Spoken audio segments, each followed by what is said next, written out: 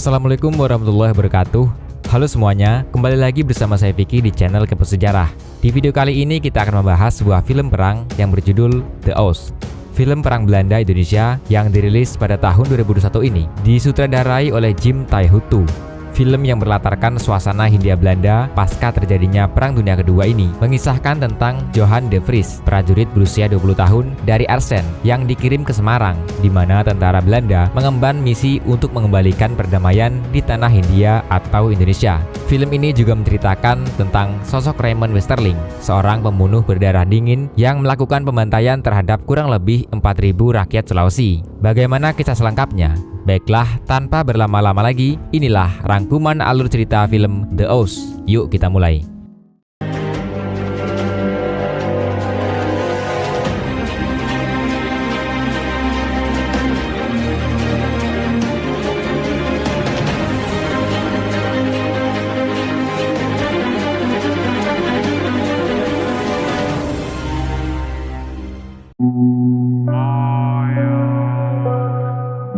Film ini diawali dengan datangnya prajurit muda Belanda ke Indonesia yang saat itu masih disebut Hindia.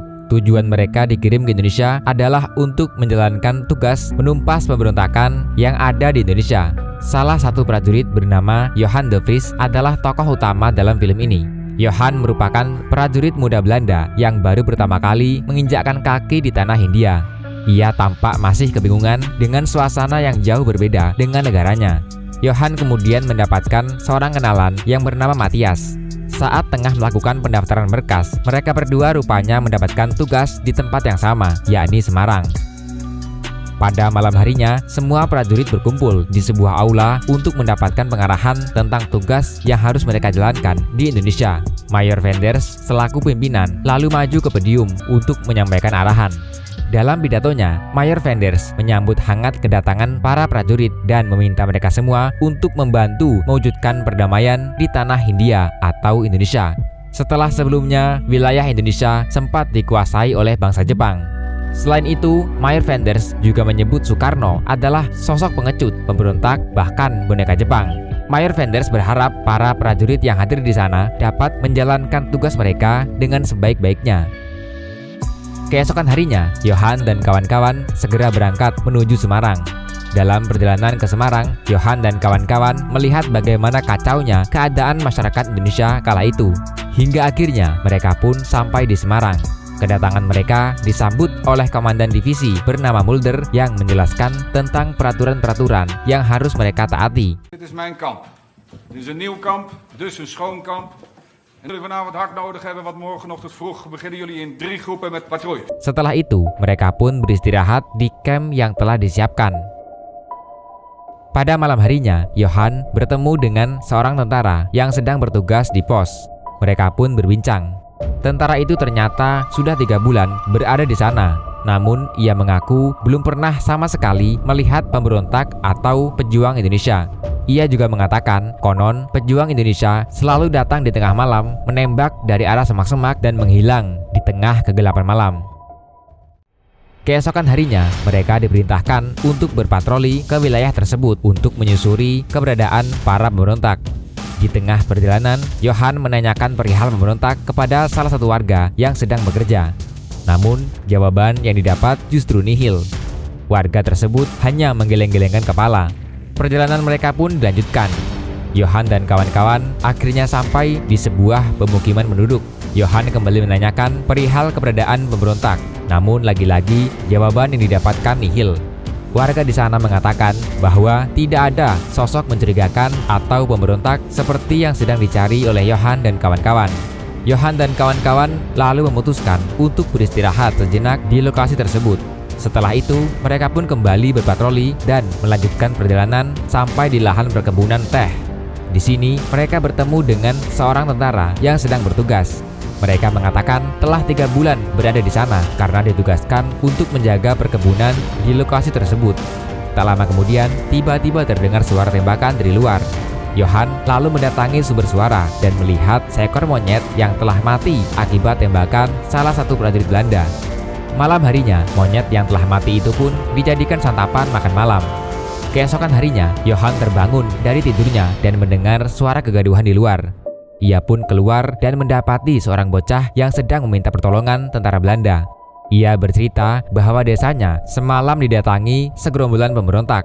Mendengar itu, para tentara Belanda pun lantas bersiap-siap menuju lokasi yang dimaksud bocah tersebut. Dan benar saja, para warga di pemukiman itu telah dibantai dengan cara yang amat sadis. Kepala mereka dipenggal dan dipajang yang membuat Johan dan kawan-kawan tak kuasa menahan muntah. Malam itu, mereka mendirikan kamp di lokasi tersebut. Keesokan harinya, terlihat Johan dan kawan-kawan sedang berada di pasar, menikmati jajanan di sana. Saat tengah menikmati makanan pasar, Johan melihat segerombolan tentara Jepang yang sedang merampas barang-barang milik warga lokal. Johan pun mencoba mendekat guna menanyakan apa yang sedang terjadi.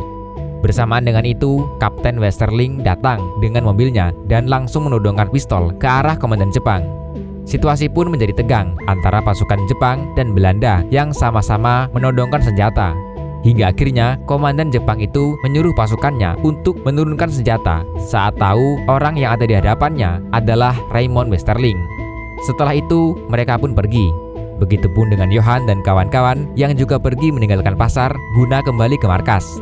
Dalam perjalanan pulang, Johan bertanya kepada temannya tentang sosok pria yang dijumpainya tadi. Temannya pun menjelaskan sosok Raymond Westerling kepada Johan. Raymond Westerling dikenal tidak takut apapun dan tidak takut kepada siapapun. Mendengar cerita dari teman-temannya, Johan dihantui oleh rasa penasaran. Ia pun mencoba menyusuri keberadaan rumah Kapten Westerling yang berada tak jauh dari markas. Pada malam harinya, Johan dan kawan-kawan mendatangi pasar malam dan klub malam untuk bersenang-senang.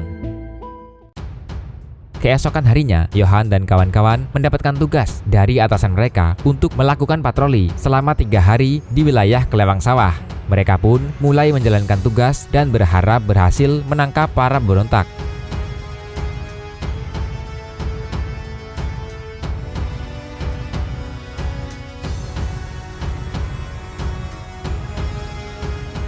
Namun, setelah beberapa hari mereka berpatroli di wilayah Kelewang, hasilnya nihil.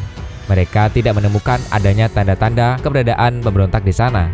Hingga suatu ketika, saat mereka hendak menyeberangi sungai, salah satu di antara mereka tiba-tiba mendapatkan serangan tembakan dari arah yang tidak diketahui. Schijnbrug. Steek hier over. Doorlopen, jongen. Auw! Domme. Hou hem hele voet op. Je ziet nog beter in die som.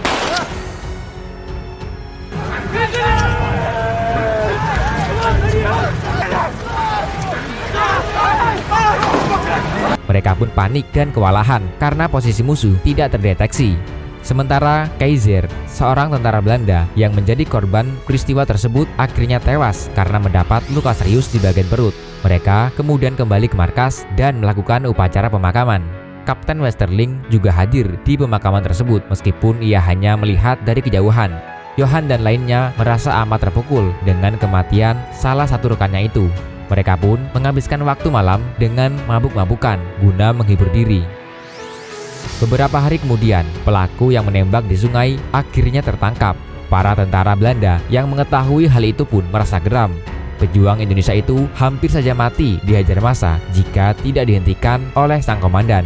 Pelaku kemudian diamankan untuk diinterogasi oleh Kapten Westerling di malam hari. Saat itu, ketika Johan tengah duduk santai, tiba-tiba ia dihampiri oleh Kapten Westerling yang menyuruhnya untuk mencari alat sentrum guna menyiksa tahanan mereka. Johan pun menurut. Ia lalu membawakan sepasang alat sentrum ke dalam ruang interogasi. Tak hanya itu, ia juga diminta untuk membantu sang kapten melakukan penyiksaan terhadap tahanan tersebut.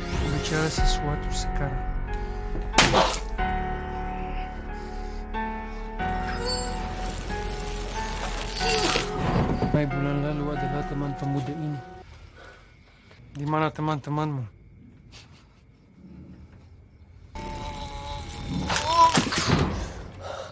Indonesia merdeka! Sayangnya, berbagai metode penyiksaan yang dilakukan oleh Kapten Westerling tak lantas membuat tahanan itu mau buka mulut tentang keberadaan teman-teman seperjuangannya.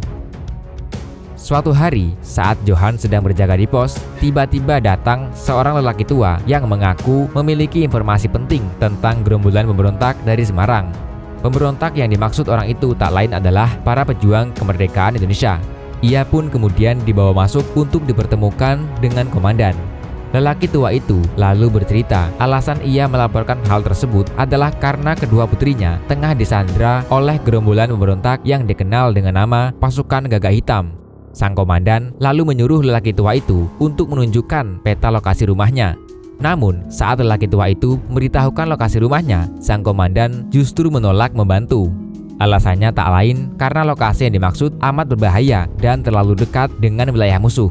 Johan yang merasa iba lalu meminta izin pada sang komandan agar dirinya diizinkan untuk mengecek lokasi yang dimaksud. Namun, izin ditolak.